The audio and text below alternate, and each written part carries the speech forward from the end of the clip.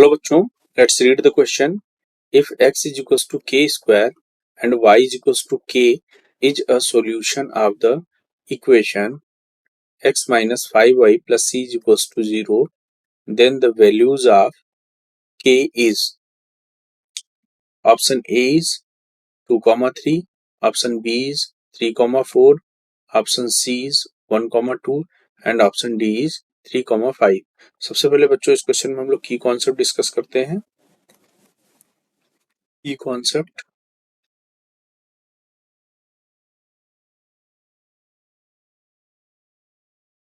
अगर हम बात करें किसी इक्वेशन की, सपोज करो हमारे पास कोई इक्वेशन है a x plus b y plus c is equals to 0. तो इस इक्वेशन में एक्स कॉमा वाई यानी एक्स और वाई की वो वैल्यू जो इस इक्वेशन को सेटिस्फाई करेगी वही इसका सॉल्यूशन होगी. दैट मींस एक्स की वैल्यू और वाई की वैल्यू जो भी है उसको इस इक्वेशन में पुट करने पर इक्वेशन सेटिस्फाई होना चाहिए. पहला कॉन्सेप्ट तो हम इसको यूटिलाइज करेंगे इस क्वेश्चन में. दैट मींस एक्स की जो वैल्यू इस इक्वेशन का जो सॉल्यूशन होगा उसमें एक्स की जो वैल्यू होगी उसको यहाँ पर पुट करेंगे और वाई के जो सॉल्यूशन होगा उसको वाई की जो वैल्यू है उसको इस इक्वेशन में पुट करेंगे. तो इससे हमें ये कंडीशन सेटिस्फाई होना चाहिए. और दूसरा जो कॉन्सेप्ट हम लोग यहाँ पर यूज करेंगे वो है, अगर हमारे पास कोई क्वाड्रेटिक इक्वेशन दे रखी है, सपोज करो a x square plus b x plus c is equal to 0, ये क्वाड्रेटिक इक्वेशन है. तो इस क्वाड्रेटिक इक्वेशन के सॉल्यूशन की अगर हम बात करें तो यहाँ पर हम कॉन्सेप्ट यूज करेंगे splitting of the middle term. Splitting of the middle term, इस कॉन्सेप्ट को यूज करेंगे. यहाँ पर जो मिडिल टर्म है वो है बी एक्स, यानी यहाँ बी को हम कुछ इस तरह से फैक्टराइज करेंगे. बी को जो बी का जो हमारा फैक्टर बनेगा वो कुछ इस तरह से दो फैक्टर बनेगा कि यहाँ पर सपोज करो एक कोई फैक्टर हमारा a1 और a2 इस तरह से, या सपोज करो हमने b1 और b2 इस तरह से इसको हमने फैक्टराइज किया. b के दो फैक्टर्स बना लिए b1 और b2. ये कुछ इस तरह से होना चाहिए कि b1 और b2 का प्लस करें या माइनस करें, इनको जोड़ें या घटाएं, तो इनको इसकी जो वैल्यू आनी चाहिए वो b के इक्वल आनी चाहिए. और इनको अगर हम मल्टीप्लाई करते हैं b1 इंटू b2 करें तो वो a और c के मल्टीप्लीकेशन के इक्वल आना चाहिए, यानी फर्स्ट और लास्ट टर्म के मल्टीप्लीकेशन के इक्वल होना चाहिए.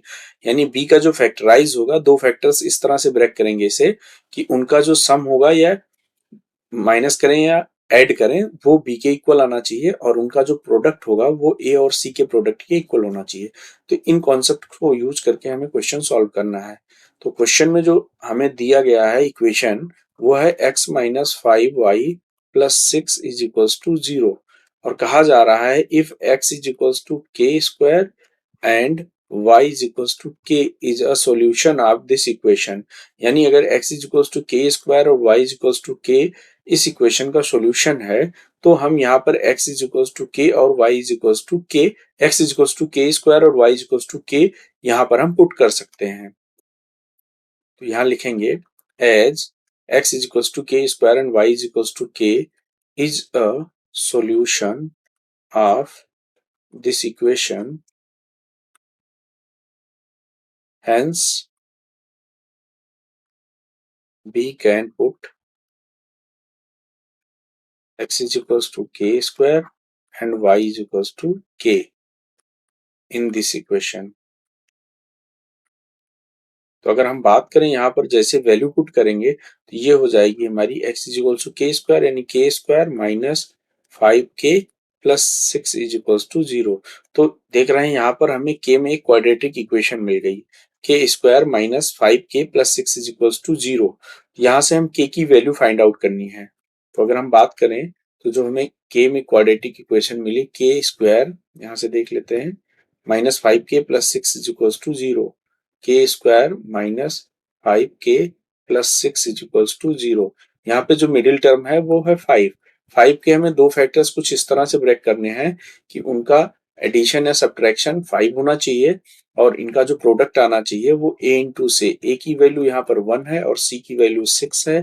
तो यानी a और c की वैल्यू जो है ac की वैल्यू 6 आनी चाहिए और यहाँ पर b जो वैल्यू है ये नेगेटिव में -5 है. यानी -5 को हमें ब्रेक करना है। तो हम इसका एक जो फैक्टर लेंगे वो हम ले लेंगे 6 और एक जो फैक्टर होगा वो हो जाएगा हमारे पास, नहीं इसमें हमें लेना पड़ेगा, एक फैक्टर हो जाएगा -3 और एक फैक्टर -2 हो जाएगा। चूंकि हमें इनका जो एडिशन है सब्ट्रैक्शन है वो -5 लाना है और इनका प्रोडक्ट हमें 6 लाना है। तो अगर हम यहाँ पर देखें तो एक -3 एक -2, तो यहाँ से -3 इंटू -2 ये हो जाएगा 3 2 जा 6 और -3 प्लस -2 अगर इनको जोड़ते हैं तो ये वैल्यू आ जाएगी 3 एंड 2 -5।